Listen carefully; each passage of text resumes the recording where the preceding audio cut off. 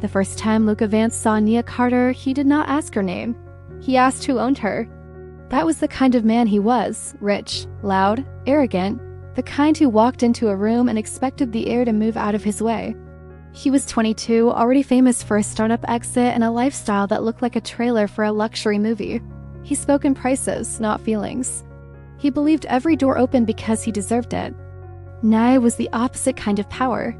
She did not enter rooms to be noticed. She entered rooms because she built them. She was the hottest girl boss in the city, not because of looks alone, but because of the way she carried herself, like she could buy the building without checking her account. She ran a brand studio that turned small creators into giants and boring products into obsession. Her calendar was full, her standards were higher, and she had one rule that never changed. If a man tried to buy her attention, she walked away. Luca met her at a rooftop launch event where everyone pretended they were not networking. He watched her talk to people like she was playing chess while everyone else played checkers. When Luca finally approached, he opened with the smooth smile he used on investors. He told her he loved her work and that he wanted to collaborate. Nia smiled back, polite and short. Luca took it as interest. He leaned closer and said he could take her to the after-party in his car, that it was private, exclusive, no waiting. Nia looked at him like she had just heard a toddler brag about candy. She said, "I do not get in cars with men who think access is a gift." Then she turned and walked away mid-sentence. Luca froze. People did not walk away from him. People waited for his approval. People laughed at his jokes, even when they were not funny. But Nia did not even glance back. She just kept moving, heels clicking like punctuation. Luca felt heat rise behind his eyes. He told himself she was playing hard to get. He told himself she would come back when she realized what he could offer. So he did what arrogant men always do. He escalated.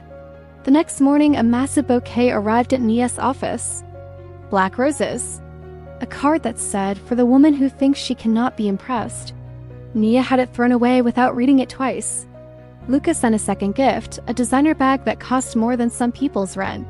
Nia donated it to a women's shelter and posted nothing about it. Luca tried a different angle, a public comment on her latest post. "You should smile more." "You would be unstoppable." Nia replied with one line, "I already am." Then she deleted his comment. That should have been the end. But Luca did not know how to lose gracefully. Losing made him childish. He decided to make her regret it. A week later, Luca announced a new partnership event for his investment group and invited every major founder and influencer in the city. He made sure Nia got a personal invitation, shiny and dramatic, delivered by a courier. The message was simple. "Come, let's talk like adults." Nia showed up not because she wanted Luca, but because she wanted the room. She wore a sleek outfit, clean lines, quiet confidence, the kind of look that made people stop pretending they were not staring. Luca watched her arrive and felt like he had predicted a victory. He walked up with a champagne glass and said, "I knew you would come back." Nia did not even slow down. She took a glass of water instead and said, "I did not come back. I arrived." There is a difference. Luca laughed, but it sounded forced. He led her toward a more private area near the balcony, away from the crowd. He lowered his voice and said he could invest in her company. Real money, real scale. He could make her global by summer. He said it like he was offering oxygen. He expected gratitude. He expected her to soften. Nia studied him for a moment, eyes calm. Then she said, "If you were truly powerful, you would not need to corner me to feel it." Luca felt his smile crack. He tried to recover with charm.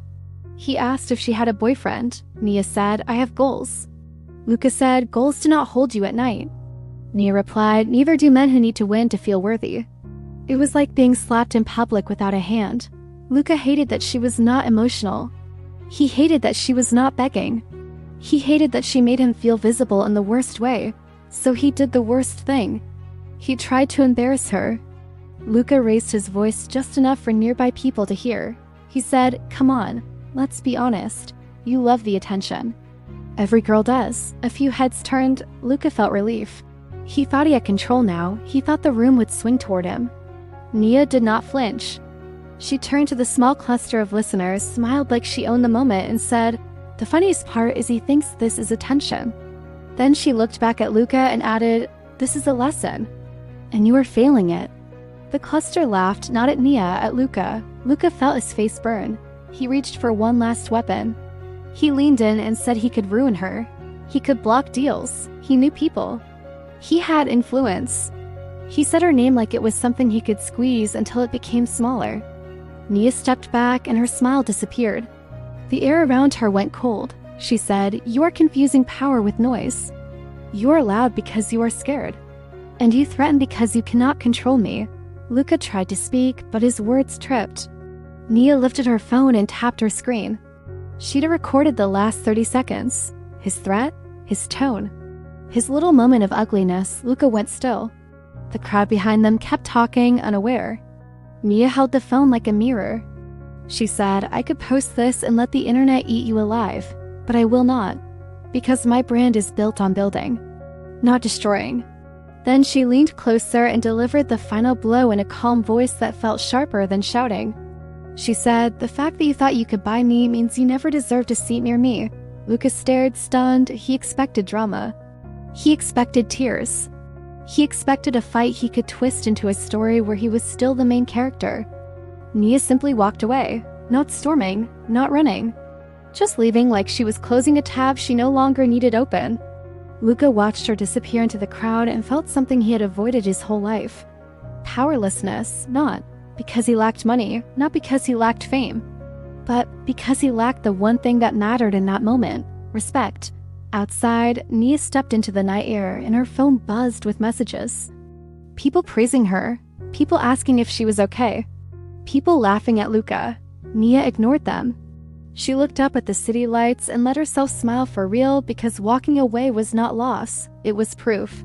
The next day, Luca posted a story trying to look unbothered. Nia posted nothing.